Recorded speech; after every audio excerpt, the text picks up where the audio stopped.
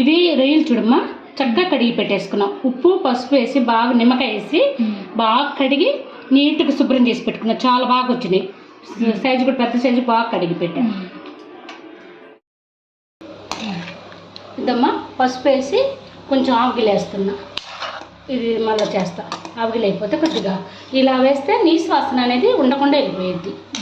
మనం కర్రీ చేసుకున్న వాసన లేకుండా బాగుంటుంది. చూడు ఏం లేకుండా నీళ్ళు ఎట్లా వచ్చేస్తున్నాయి అదిగో. అందుకని చెప్పేసి ఇట్లా వేసుకోవటం. హాయ్ అండి, అందరికీ నమస్కారం. ఈరోజు మా ఇంట్లో రొయ్యలు చేస్తున్నామండి. మా పిల్లలు తీసుకొచ్చారు, చూద్దాం రండి. ఇదిగోండి ఆయిల్ పెట్టుకున్నాను. ఆయిల్ కాగిందండి. నేను ఉల్లిపాయ ఒక టమాటా పేస్ట్ చేసి పెట్టుకున్నానండి. రొయ్యలకి ఇలా అయితే ముక్కకు బాగా గ్రేవీ బాగా వస్తుందండి. అందుకని చెప్పేసి నేను ఇలా పెట్టేశాను.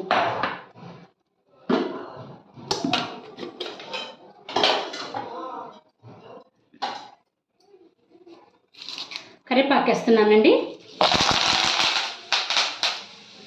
భలే నచ్చిందండి, నాకు ఇష్టం. సౌండ్ బాగుంటుంది అది.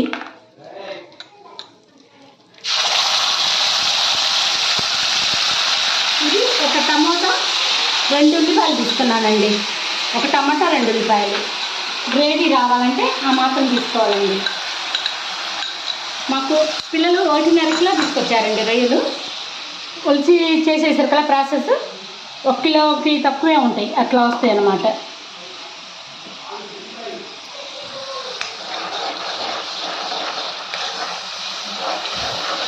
ఇంకా అన్నీ ఒకదానిమ్మడి ఒకటి వేసేసేయడం. ఇలా ఒక్కసారి ట్రై చేయండి, చాలా బాగుంటుందండి ఇలా చేస్తే. మా పిల్లలు రసం పెట్టేశానండి నేను. కొంచెం పిల్లలకి ఫ్రై లాగా గ్రేవీ లాగా రెండు అన్నంలో కలుపుకొని తినేటట్టుగా చేస్తున్నానండి. అల్లం వెల్లుల్లి కొబ్బరి అండి, ఇది మర్చిపోయి చెప్పడానికి. అల్లం వెల్లుల్లి కొబ్బరి మిక్సీ పట్టి పెట్టానండి. ఇది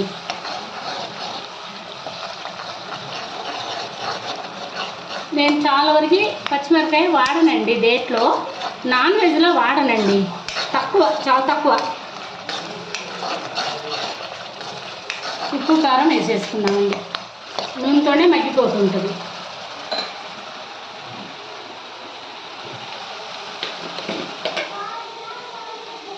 పసుపు అండి.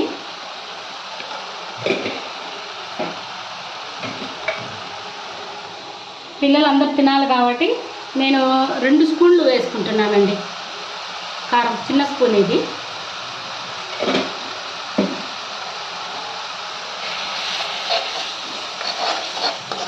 ఉప్పు వేస్తాను. ఇది రుచికి సరిపడా సరిపోతుందండి. ఉప్పు కారాలు అనేది ఎవరి ఇష్టాన్ని బట్టి వాళ్ళు తినేదాన్ని బట్టి వేసుకోవచ్చండి. అడ్జస్ట్ చేసుకోవచ్చు. కొంతమంది ఎక్కువ తింటారు, కొంతమంది తక్కువ తింటారు కాబట్టి దాని తగ్గట్టు వేసుకోవచ్చండి.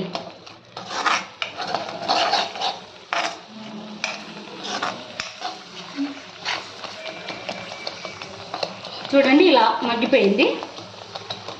ఇంకా రొయ్యలు వేయటమేనండి. రొయ్యలు వేసేస్తున్నానండి నేను.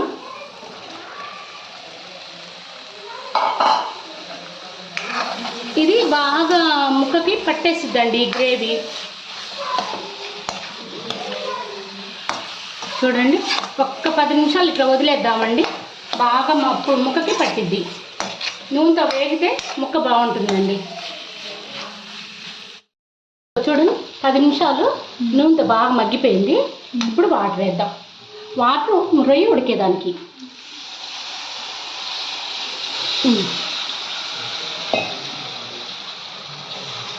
చాలు, సరిపోతాయి. ఇది ఉడకనిచ్చినాక చూద్దాం, ఫ్రై చేసి. చాలు, చూడు ఇలా వచ్చింది కదా. మనం ఇలా కావాలంటే అన్నంలోకి ఇలా ఉంచేసుకోవచ్చు. బాగా ఫ్రై కావాలంటే డ్రైగా వేసుకోవచ్చు. ఇదిగో ధనియాల పొడి వేస్తున్నాను నేను. 1 స్పూన్ ధనియాల పొడి వేసాను. చూడు ఇలా ఉంచేసేదా. ఫ్రై కావాలన్నా ఇంకొంచెం ఫ్రై. 1 నిమిషం 5 నిమిషాలు అటు ఇటు తిప్పేస్తే పూర్తి డ్రై అయిపోతుంది. కొత్తిమీర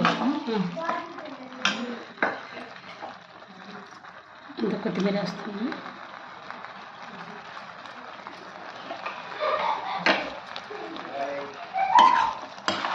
ఈ టిప్పునే మొత్తం ఉప్పు కారం సరిపోయేమో సరి చేసుకుందాం. గ్రేవీ సరిపోయాము.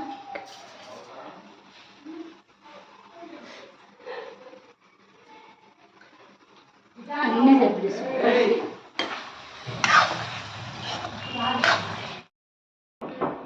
చూడండి చేసేసరికల్లా ఎంత ఇదిగా వచ్చిందో. బాగా ఇంకా ఫ్రై చేయొచ్చండి. ఫ్రై కావాలన్నప్పుడు ఇంకా కొద్దిసేపు ఉంచుకుంటే ఫ్రై అవుతుంది. చూడండి ఎంత బాగుందో. మాకు అన్నంలో కలుపుకోవడానికి గ్రేవీ కావాలన్నారు అని చెప్పేసి ఇట్లా వండాను.